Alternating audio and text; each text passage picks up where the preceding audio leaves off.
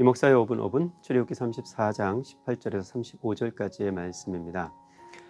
두 번째 돌판을 들고 모세가 산을 내려왔습니다. 그러자 하나님께서 이스라엘 백성들과 두 번째 언약을 맺으시죠. 그 두 번째 언약의 요지는 내가 너희들과 다시 언약을 맺을 터이니 너희가 가나안 땅에 들어가거든 그들 백성 혹은 그들이 섬기는 신과 또 다른 언약을 맺지 말거라.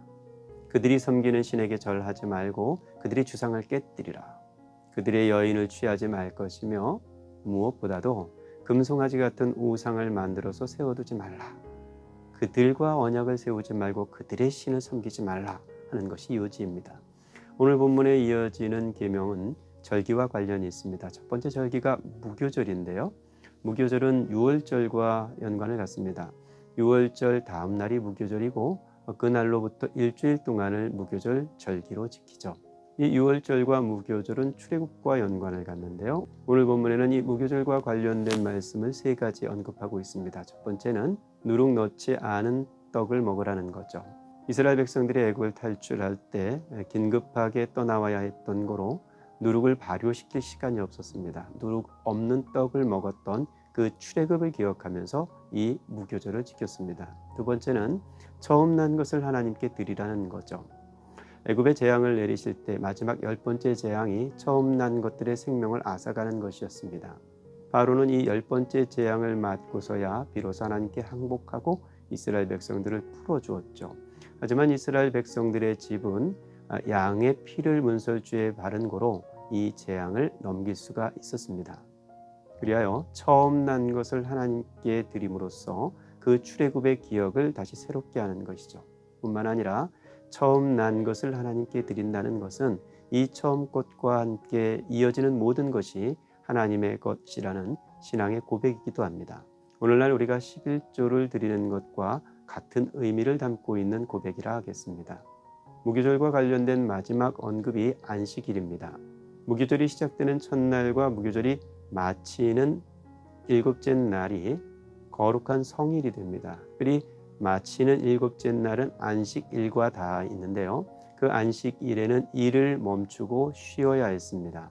그런데 오늘 본문에는 하나님께서 매우 흥미로운 말씀 한마디를 덧붙이고 있습니다. 그 안식일이 씨를 뿌리기 위해서 밭을 가는 날이거나 혹은 곡식이 무르익어서 추수를 하는 날이라 할지라도, 다시 말하면 아무리 바쁜 날이라 할지라도 일하지 말고 쉬라는 겁니다. 내 수고로 쌓아 올린 수확을 자랑하는, 그리하여 내 수고가 하나님의 은혜를 대신하는 일로 들어서지 않고 하나님의 은혜가 없으면 이 모든 수고가 소용없다는 고백의 길, 그 은혜의 그늘 아래로 들어서는 길에 서는 것, 그것이 안식일을 지키는 일이었습니다. 이어지는 두 번째, 세 번째 절기에는 특별한 설명이 덧붙여지진 않았습니다. 두 번째 절기는 수장절이고 세 번째 절기는 칠칠절이죠. 한 가지 덧붙인 것은 이 맥추절과 칠칠절 혹은 수장절을 이스라엘 모든 남자들이 매년 3번씩 꼭 지키라는 것이었습니다.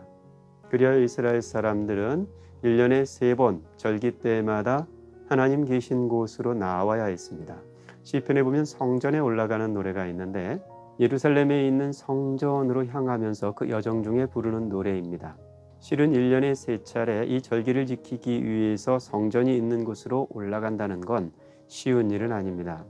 오고 가는 여정의 거침, 그 위험도 위험이거니와 집에 두고 온 가족들이며 집에 두고 온 농산일, 가축을 돌보는 일, 혹은 남자들이 집을 떠난 동안 외적들이 마을을 침입하게 된다던가 하는 곤란한 일이 생길 수 있기 때문입니다.